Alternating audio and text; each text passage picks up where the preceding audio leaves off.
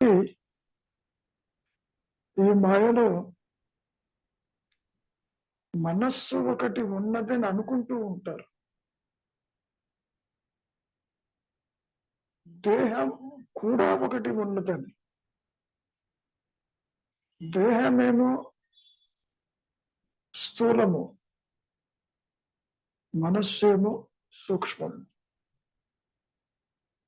ఇక్కడ ఈ రెండు దేహాలే. మనస్సు ఏమిటి, దేహం ఏమిటి అనుకోపాకండి. ఈ దేహంతో సర్వకర్మలు ఆచరిస్తూ ఉంటారు జాగ్రత్త అవస్థలో. చూడటము, వినటము, పరిగెత్తటము, పనులు చేయటము. మనస్సుతో కూడా కలగనేటప్పుడు సర్వకర్మలు చేస్తారు అక్కడ కూడా.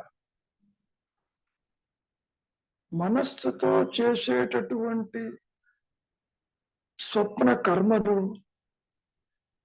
జాగ్రత్తలో చేస్తున్నటువంటి స్థూల దేహంతో చేసే కర్మలు రెండూ కూడా కర్మ ప్రభావాన్ని సూచిస్తాయి. అంటే ఈ మాయా జీవుడు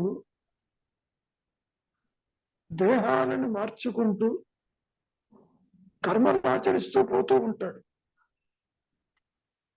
జాగ్రత్త అయిన, స్వప్నమైన ఈ రెండూ కూడా కర్మాచరణ జరుగుతుంది అక్కడ. కర్మ అంటే యాక్టివిటీ. కర్త ఉంటాడు పైగా. కర్త ఉంటే కర్మ ఉంటుంది. కర్మ ఉంటే గ్యారంటీగా దేహం ఉండి తీరాలి. దేహము లేక జగత్తును చూసిన వాళ్ళు ఎవరు లేరు. దేహం ఉంటేనే జగత్తు చూస్తారు. అదే విధంగా మనస్సు లేక కలగన్న వాళ్ళు ఎవరు లేరు. కలగంటున్నావు అంటేనే, మనస్సు ఉంటేనే కలగంటావు. ఓకే. కాబట్టి ఎవరైతే స్థూల సూక్ష్మ దేహాలకి పరిమితం కాకుండా నిలిచి ఉంటారో వారు ఆత్మగా ఉంటారు. వారు ఆత్మ సాక్షాత్కారం అంటానికి వీలు లేదు. ఇప్పుడు కూడా ఆత్మే. అంటే స్థూల సూక్ష్మ దేహములకి పరిమితము కాకుండా నిలిచి ఉన్నటువంటి ఈ మాయా నేను ఇన్స్టంటేనియస్ గా ఆత్మగా ఉంటుంది. Are you getting the point? ఇప్పుడు కూడా నీవు ఆత్మవే. ఆత్మని విడిచి ఈ ద్వైతం ఉండదు, జీవుడు ఉండడు. నీవు అనుభవిస్తున్నటువంటి జాగ్రత్త స్వప్న సుషుప్తలు ఉండవు. కాబట్టి ఈ జాగ్రత్త అవస్థలు నీవు దేనితోనూ అసోసియేట్ కావద్దు. అందుకని వైరాగ్యం కావాలి. నేను రాగంలోనే ఉంటాను, ఈ పనులతోనే ఉంటాను, ఇవంటే నాకు ఇష్టం అంటూ కామ క్రోధాని అరిషడ్ వర్గాలతోటి నీవు ఈ జాగ్రత్తావస్థలో వెడుతున్నప్పుడు, కర్మలు ఆచరిస్తున్నప్పుడు నీ మూలము దూరం అయిపోయినట్టుగా ఉంటుంది. మూలం తెలియదు. ఎప్పుడు తెలుస్తుంది?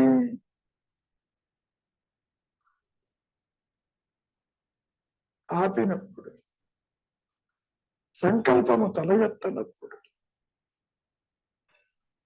చూచే నేను, అహంస్మరణ నేను రెండు ఒకటే. రెండు నేను లేవని మనం ఎన్నోసార్లు చెప్పుకున్నాం. అహంకార నేను విడిగాను, ఆత్మ నేను విడిగాను అంటూ ఉండదు. ద్వైతము అంటే అన్యత్వము ఆత్మని విడిచి ఉండదు. చిత్త వృత్తులు ఆత్మతోనే ఉంటాయి. ఆత్మ తెలియకుండా ఉంటుంది. కాబట్టి గ్రహించవలసింది నీతో కలిపి నీవు చూస్తున్నది అసత్యము. ఇతర లేవంగానే ముందు ఆ మెసేజ్ మీ మైండ్ లో ఉండాలి. ఇదేదో సత్యమని పరిగెడుతూ ఉంటారు. కళ ఇబ్బంది లేదు. మెలకు రాగానే కళ అసత్యమని తేల్చి పారేస్తారు. మరి ఇక్కడి నుంచి మేలుకోవాలి అంటే మరి అంతర్ముఖమన్నా కావాలి, చింతా విహీనమన్నా కావాలి, దృశ్యభారితమైనా కావాలి. మరి చిత్తవృత్తి నిరోధస్య యోగ. చిత్తవృత్తులు ఆగిపోవాలి. నువ్వు సత్యం అనుకోవటం వల్ల పరిగెడుతున్నావు దాని వెంబడి. అసత్యమని ఒకసారి ఆ మనస్సుకి ఫీడ్ చేయండి, చూద్దాం. ఇంక వెళ్ళదు. ఎండమావులు కనపడుతున్నా అక్కడికి వెళ్ళి దాహం తీర్చుకుంటారా? తెలుసు నీళ్లు లేవని. ఇది కూడా అసత్యము అని అనుకోవటం కూడా కాదు, కనపడిపోతూ ఉన్న ఈ దృశ్యాలు. నిన్న చూసిన వాళ్ళు ఈ రోజున కనపడటంలే. మొన్న చూసినటువంటి సృష్టి ఈ రోజు ఇంకో రకంగా ఉంది, మారుతూ ఉన్నది. సో మార్పు చెందేది ఏదైనప్పటికీ అసత్యము. మొట్టమొదటి అసత్యం ఏమిటి? దేహం పుడుతున్నది, పెరుగుతున్నది, నశిస్తున్నది. అంటే పరిణామశీలత కలిగి ఉంది ఈ దేహం. దేహం అంటేనే దహించబడేది, శరీరం క్షీణించిపోయేది. నువ్వు ఎంత దీన్ని ఫ్రిడ్జ్ లో పెట్టినా క్షీణించిపోతుంది. సామాన్యంగా పదార్థాలు పాడైపోతాయని ఫ్రిడ్జ్ లో పెడతారు. ఎంతసేపు ఉంటాయి? అక్కడ కూడా పోతుంది, అదేమి శాశ్వతం కాదు. సో పరిణామశీలత లేనిది మాత్రమే సత్యం. ఏమిటది? అదే నేను. Very simple. నేను అంటే స్ఫురణ, నేను అంటే ఎరుక, నేను అంటే జ్ఞానము, నేను అంటే ఉన్న సత్యము. దానికి ఉదయాస్తమానాలు ఉండవు. ఉన్నది అది, లేనిది సృష్టి. Very simple. ఇంత చిన్న విషయం తెలుసుకోవటానికి, చిన్న విషయంగా ఉండటానికి మీకు శాస్త్రాలతో పని లేదు. చదువు శాస్త్రాలు తప్పేం లేదు. దానివల్ల వాటినే పట్టుకుని వేలాడుతున్నారు తప్ప విచారం చేయటం లేదు, స్థిరత్వానికి రావటం లేదు. ఎంతకాలం పడుతుంది అన్నప్పుడు క్షణకాలం సంకల్పం లేకపోతే నువ్వు ఆత్మవే. ఆ తర్వాత సంకల్పం ఉన్నా కూడా ఆత్మవే. నీవు అన్యత్వాన్ని చూచినా చూడకపోయినా ఆత్మని విడిచి సృష్టి లేదు. సృష్టి లేకపోయినా ఆత్మ ఉంది. కాబట్టి అసత్యం అనే దాన్ని బాగా గుర్తుపెట్టుకోవాలి. అశాశ్వతం తెలుసు, ప్రతి ఒక్కరికి ఎప్పుడు పోతామో అని ఉంటుంది. నేను పుట్టలేదని తెలిసినప్పుడు పోతామన్న భయం ఉండదు. ఎందుకని ఎప్పుడు ఉంటాడు ఇక్కడ. జ్ఞాన రూపేణ ఉంటాడు భయం ఎవరికి?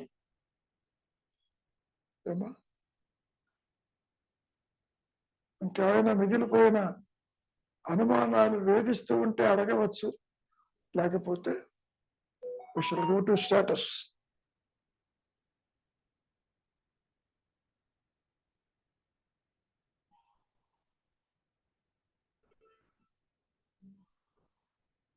గురుజీ, చెప్పు తల్లి.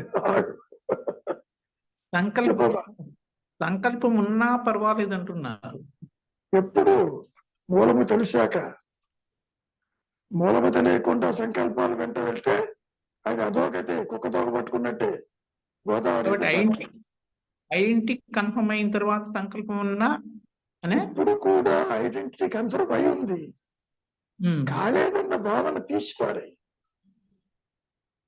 నీవు ఉంటేనే సంకల్పం వస్తుంది. సంకల్పాలు ఎవరికి, నాకు, నేను, నేనెవరు, అది ఆత్మే. ఆత్మలో సంకల్పాలు ఉండవు. ఆత్మని విడిచి జీవుడికి సంకల్పాలు రావు. ఆత్మ is the base on which you get all thoughts. మీరు అన్యంగా చూస్తారు. దేహమన్యము, సంసారమన్యము, జగత్తన్యము, దేవుడన్యము, ఆత్మ కూడా అన్యంగానే చూస్తారు. నాకు ఆత్మ తెలియటం లేదు. సంకల్పము అంటే ఒక అన్యత్వాన్ని సృష్టిస్తుంటది.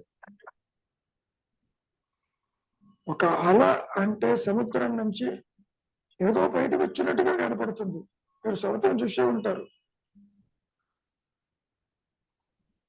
సముద్రం బాగానే ఉంటుంది, అదేదో అల దూరంగా వస్తుంది, కనపడుతున్నట్టు ఉంటుంది.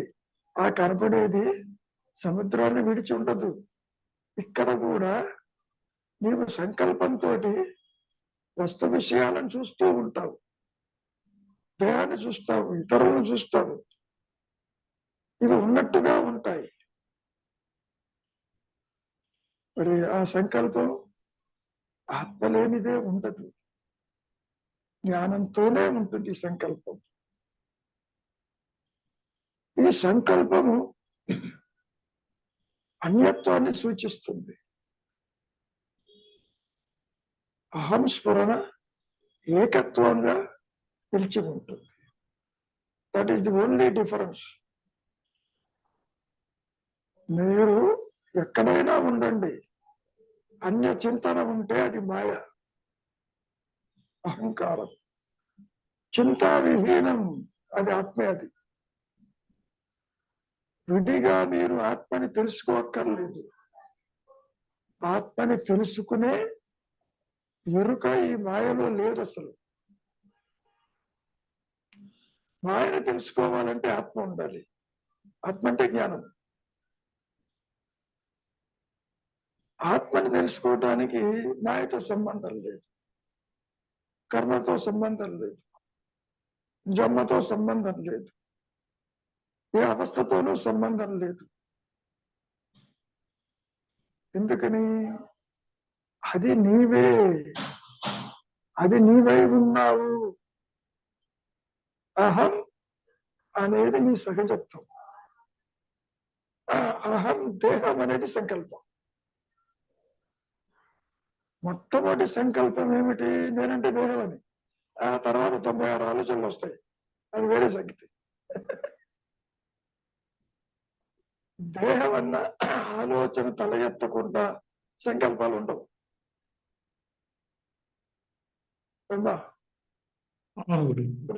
ఇప్పుడు చెప్పమ్మా. అంటే మీరు ఐడెంటిటీ ఎప్పుడు కన్ఫర్మ్ అయింది, కానీ ప్రత్యేకంగా నువ్వు అట్లా చూడద్దు. వ్యక్తిగత కన్ఫర్మేషన్స్ ఉండవు. The confirmation is already there for everyone.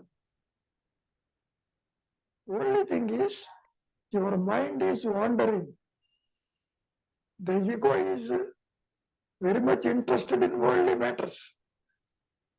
వాళ్ళేమనుకుంటారు, ఇతరులేమనుకుంటారు, ఇది నా బాధ్యత అంటూ తిరుగుతున్నదే గాని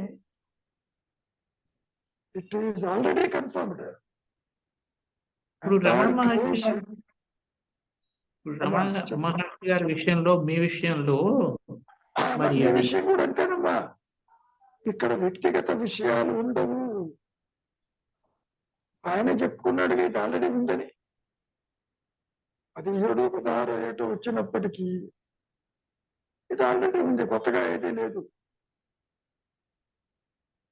మీ దృష్టి ద్వైతంలో ఉన్నది, దృష్టి అసత్యం సత్యం అనుకోవడంలో ఉన్నది.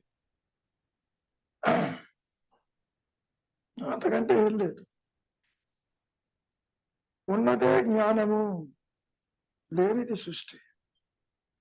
Very simple. దానికి ఎక్కడికి పోక్కర్లా, ముక్కులు చెవులు మూసుకోకర్లా, తీవ్రమైన గురూజీ, సాధన లేదు. చెప్పమ్మా. అంటే మీరు దాని అనుగ్రహము చేత మీరు ఎంత చేసినా మనోనిష్ఠకు వచ్చినా దాని అనుగ్రహం అనే పదం మీరు వాడుతున్నారు కదా, మళ్ళీ ఎందుకని? పూర్తిగా వినమ్మా, విను విను విను. అనుగ్రహమే ఆత్మ. అనుగ్రహము చేత, ఆత్మ చేత. నువ్వు అనుగ్రహం అంటే ద్వైతం ఏదో పైనుంచి పడుతుందేమో, నేను పట్టుకుంటాను ఆత్మ అనుకుంటే కుదరదు. అనుగ్రహం అనే పదం ఆత్మకి మారు పేరు. అది ఎప్పుడు ప్రకాశిస్తూనే ఉన్నది అనుగ్రహం చేత. కానీ నీ దృష్టి బాహ్యంలో ఉంది, వాసనలతో ఉంది, కోరికలతో ఉంది. అప్పుడు కూడా అనుగ్రహం ఉంటుంది. అనుగ్రహం లేనిదే నీవు ఏ పని చెయ్యలేదు. మంచి కావచ్చు, చెడు కావచ్చు. అనుగ్రహం అంటే ఆత్మ చేతనే. అనుగ్రహం కొంచెం ఆ మాట మార్చి ఇంకో మాట పెడదాం. ఆత్మ చేతనే అది ప్రకాశిస్తుంది. పోనీ నేను అంటే జ్ఞానము, అది స్వయం ప్రకాశము. ఈ సృష్టిలో ఏ ఒక్కటి స్వయం ప్రకాశం కాదమ్మా. దేహం కాదు, సంసారం కాదు, జగత్తు కాదు, గుళ్ళు గోపురాలు కాదు, ప్రదేశాలు కాదు. కాసేపు నిద్రపోతేనే ఎగిరిపోతున్నాయి అవి. కాబట్టి వ్యక్తిగత ఆత్మ అనుభవాలు ఉండవు. ఇది మీరు గుర్తుపెట్టుకోండి. వారేదో ఆత్మను దర్శించి వచ్చారు, వాళ్ళు జ్ఞాని, మీరంతా అజ్ఞానులు అనే భావన తీసిపారేయండి. అట్లా ఉండదు. జ్ఞానులు అజ్ఞానులు ఉండరు. ఎవరిని గుర్తించలేరు అంటే జీవన్ముక్తులు అన్నారు. జీవించి ఉండగానే ఆత్మగా ఉన్న వారందరూ అదే.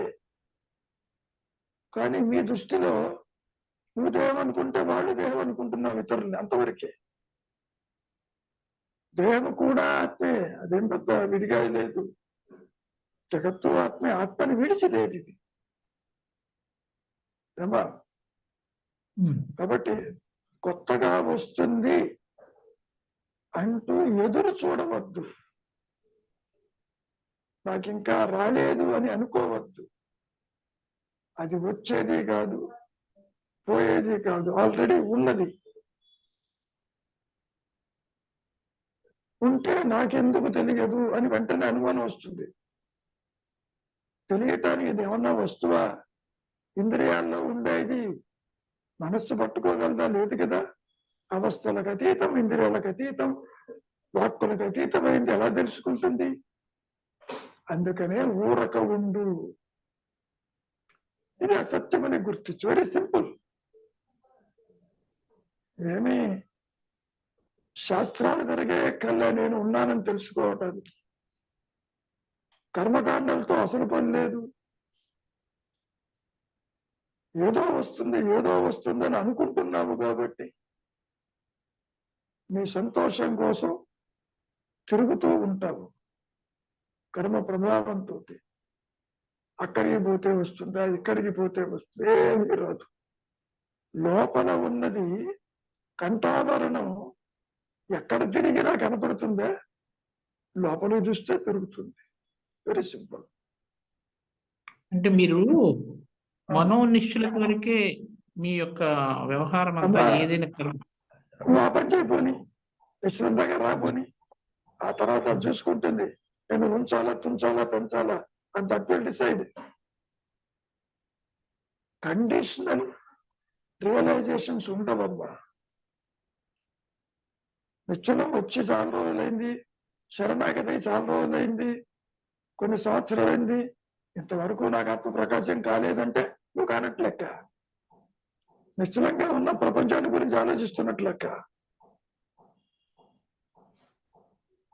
ఏమా చింతా విహీనం కృతి చింతయ్యామి. ఎంత తేలిగ్గా ఉంది చూడండి అది. నేను మౌనంగా ఉన్నాను, నాకే ఆలోచనలు లేవు, నాకే కోరికలు లేవు అని మీరు ఎంత సర్టిఫికెట్ ఇచ్చుకున్నా అది చింతా విహీనం కాదు. మీరు ప్రతి నిర్ణయం తీసుకుంటుంటే ఆత్మ ఉండి తీరుతుంది అక్కడ. ఆత్మ జ్ఞానము లేనిదే దిస్ మైండ్ వోంట్ ఫంక్షన్. సంకల్పం రాదు అసలు బయటికి. ఏమా కాబట్టి మీ దృష్టి ఎట్లా ఉండాలి అంటే సంకల్పము రావాలి, ముందుకెళ్ళకూడదు. ఏడు తగ్గపెట్టి సంకల్పం హోల్డ్ ది థాట్ పోని. సంకల్పాన్ని పట్టుకోండి, ముందుకు పోకుండా. మీరు వద్దన్న ఆత్మ ప్రకాశిస్తుంది, ఇప్పుడే ఇక్కడే ప్రకాశిస్తుంది. దానికి ఏ ప్రోగ్రామ్ అక్కర్లే. You are holding a thought. Yes, మళ్ళీ ఇంకో థాట్ తీసుకోవద్దు. ఆ థాట్ ఏమిటో చూడండి. హోల్డ్ ఇట్, అది అదృశ్యం అయిపోతుంది, ఆత్మే ఉంటుంది. ఇంతకంటే తేలికేంది ఉంది? నేను జపం చేయమన్నానా, యాత్రలు చేయమన్నానా, ఉపనిషత్తులు కంఠస్థం చేయమన్నానా? ఏం లేదే. మంత్రము లేదు, యంత్రము లేదు, తంత్రము లేదు, ఒక్క మౌనమే చాలు. సంకల్పరహితమైనది ఈ నేను ఆటోమేటిక్ ఆత్మగా ఉండిపోతుంది. అహంకారానికి బలం ఆలోచన, చిత్తవృత్తి అన్నారుగా. అదే చిత్తము వృత్తి లేకపోతే స్మరణగా ఉంటుంది. ఒకటే నేను ఉంటుందమ్మా. అసలు దానికి జన్మలతో పని లేదు, కర్మలతో పని లేదు. వీడు అనుకుంటాడు అమ్మా ఎన్నో జన్మలు ఎత్తాలి, ఎంతో సాధన చేస్తే గాని చంకలో ఉన్న పిల్లవాడిని గుర్తించలేనట్టుగా ఉంటుంది. ఒకవేళ చంకలో పిల్లాన్ని ఊరంతా చూస్తుంది, పిల్లాడు ఏమైనాడని. కంఠాభరణం అన్నా అదే. ఈ ఉదాహరణ ఎందుకు చెబుతున్నారు? కొత్తగా నీవేమైనా కనుక్కుంటావేమో, అదేం లేదుకోమంటానికి. శంకరులు కంఠాభరణం చెప్పారు. నీవే అది. సమస్య ఎక్కడొస్తుందంటే దేహాన్ని చూస్తున్నట్టుగా ఆత్మ చూడాలనుకుంటాం, ఇతరులను చూస్తున్నట్టుగా. అది కుదరదు.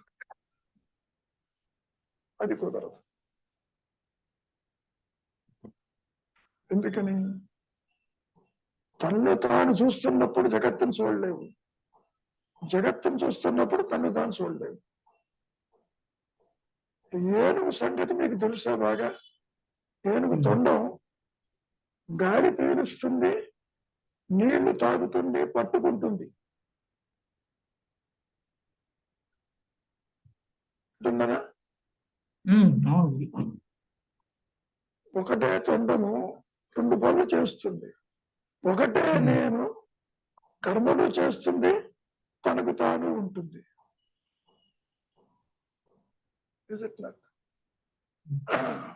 కాబట్టి అత్యంత తేలికైనది ఆత్మగా ఉండటం. ఏమి చెయ్యక్కర్లేదు.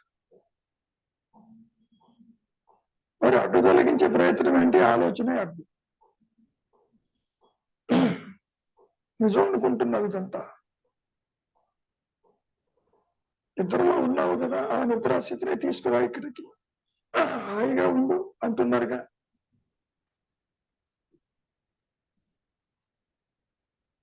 దేనిని చూడకపోతే ఇన్స్టంటేనియస్ గా ఉన్నానని ఎరుకే ఉంటుంది అక్కడ. ఈ సృష్టితో, దేహంతో, సంసారంతో సంబంధం ఉండదు. మీరు సంకల్పం అనే రాయిని నిశ్చలంగా ఉన్న చోట వేస్తే రిపుల్స్ వస్తాయి.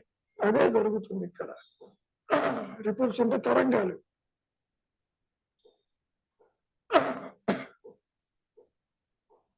తరంగాలకి, ఆందోళనకి, భయానికి కారణం మీ ఆలోచనలు.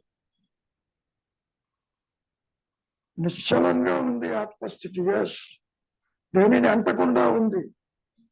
సంకల్పం వచ్చింది, వెంటనే అలదిరిపోయింది. ఎవరికో చూడ సంకల్పాలు అంటారు, ఎటువంటి లేడు అక్కడ. చూడండి ఎంత తేలికైదు.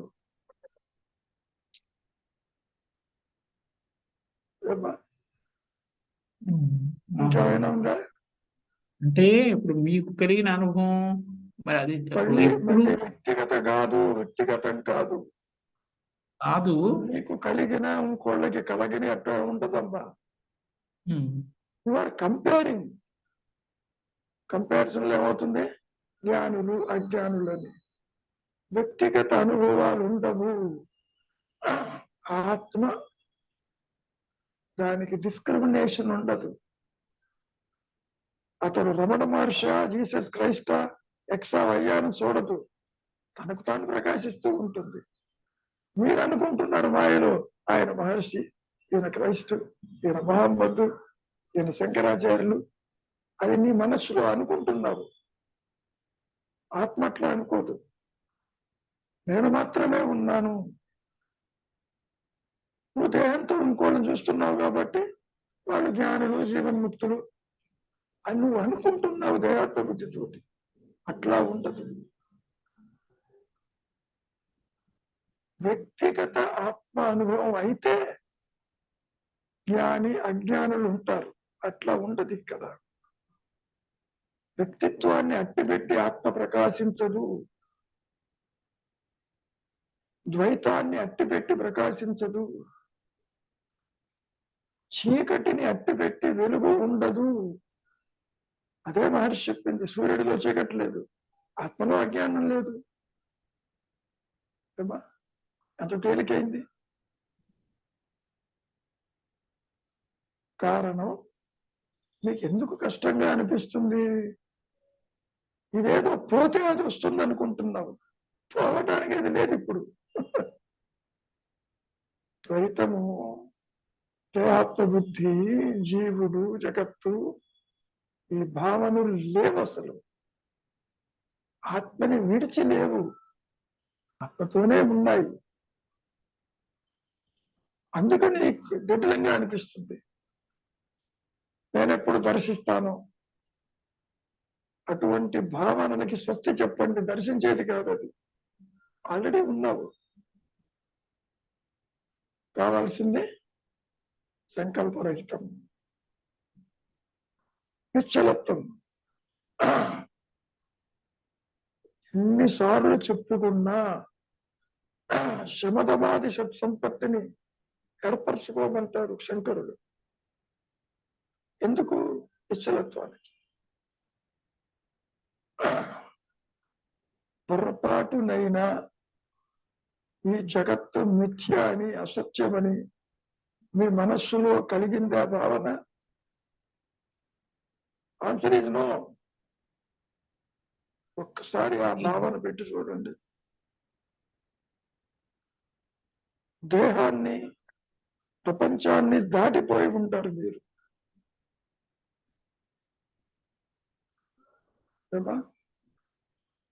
గురుజీ కొత్తగా ఏది రాదు. ఇది పోవటానికి ఇప్పుడు లేదు. ఇది పోతే అది వస్తుంది అనుకోవటం పొరపాటు. ఇది ఉన్నా లేకపోయినా ఆత్మకే ఇబ్బంది లేదు. మీ దృష్టి మాత్రము దృష్టి అంటే జ్ఞాన దృష్టి. దృష్టి అంటే చూచేది, తెలుసుకునేది జ్ఞానం ఉంది ఇక్కడ. అది చూడకపోతే తను తాను ఆత్మగా ఉంటుంది. రెండు జ్ఞానమే. కాకపోతే ఇది లోయర్ సెల్ఫ్ అన్నారు. లోయర్ అంటే తక్కువ మోతాదు. మనం సెల్లులో వాడుతుంటాం బ్యాటరీ, ట్రాన్స్ఫార్మర్ లో ఉన్న కరెంటుకి తేడా లేదు. ఇది చాలా చిన్నది. అటువంటిది ఇది. అంటే మొన్న ఎప్పుడు మీరు చెప్పినప్పుడు అహంస్ఫురణ, ద్రష్ట, దృశ్యం అని చెప్పారు. అహం స్ఫురణ, ద్రష్ట, దృశ్యము. ద్రష్ట ఏమో అహంకారం కింద చెప్పుకొచ్చారు మీరు గురుజీ. ఆ అహంకార మూలం ఆత్మేగా. దృశ్యవారితం. దృశ్యం లేకపోతే అహంకారం ఆత్మగానే ఉందిగా. ఒకటే నేను కాపోని. తీరా చూస్తే ఆత్మ ఏం చేయదు. ఆత్మ స్టాండర్డ్ గా ఉంటుంది. గుర్తులు ఉండవు దానికి. తన స్వరూపం తాను తెలుసుకోవటం తప్ప ఇంకేది ఉండదు. అది కర్మలు ఆచరించదు, దేన్ని తెలుసుకోదు, అందులో ఏమీ లేదు.